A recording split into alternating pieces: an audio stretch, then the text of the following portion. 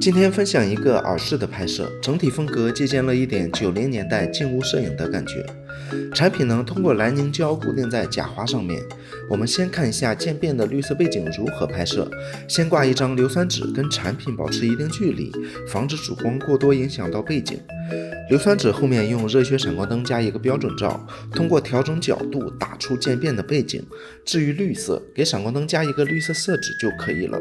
主光我用了雷达罩拍摄，按说应该给雷达罩加上蜂巢控制光线散射，不过因为工作室刚搬家没找到，我就用了一个简单粗暴的方法，在主光上方加遮挡，也算是一个控光小技巧吧。在产品的右侧加一个反光板补光。我们看下相机里的效果，咔嚓一张，收工。